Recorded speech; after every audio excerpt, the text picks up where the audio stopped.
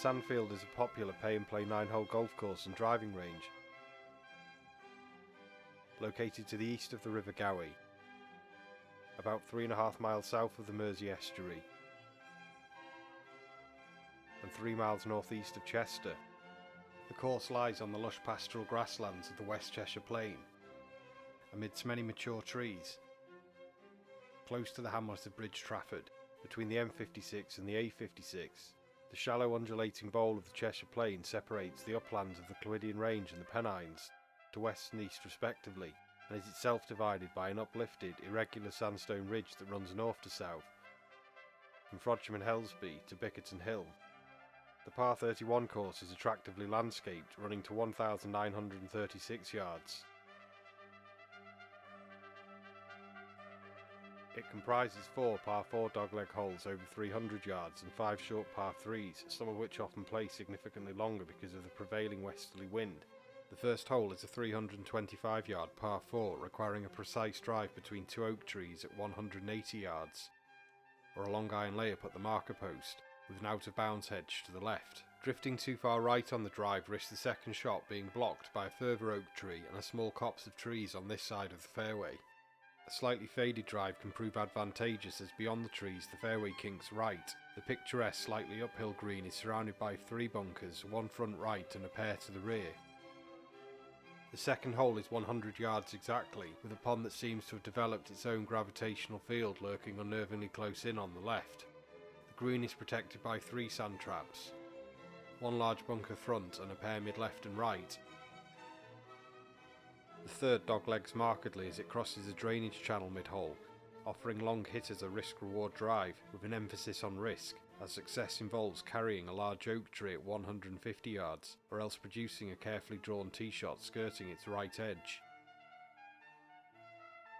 A more sensible option for most is to lay upon the fairway before the drainage channel, leaving a straightforward approach. A trio of bunkers guard the green, an outlier well to the front and a pair of laterals to each side. Appreciation of the wind conditions on the short fourth is vital. Nominally only 105 yards, it usually faces into the prevailing westerly wind, which can make the hole play much longer, requiring a lower club than the yardage might suggest. The green is surrounded by no less than 4 bunkers, 2 side by side well to the front and 2 to the back, with a ditch and out of bounds hedge not far beyond if you overshoot. The 166-yard fifth hole is an enjoyable, slightly downhill par 3, usually played with the prevailing wind behind it. 3 bunkers serve to collect any errant tee shots, with 2 well forward of the green on either side and 1 to the back left.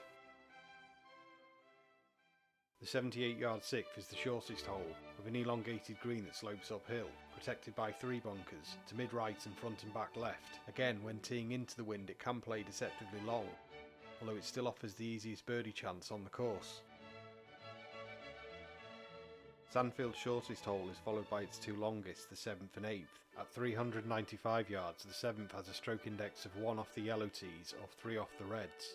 The best line off the tee is marked by the red and white marker post, avoiding a fairway bunker to the right at 200 yards and a large pond to the left, about 100 yards short of the green. This is probably a former marl pit, which are very common on the Cheshire plain.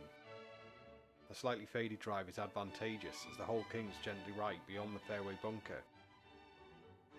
As long as the lateral hazards are avoided, the approach shot is straightforward, with the green guarded by bunkers to front right and back left.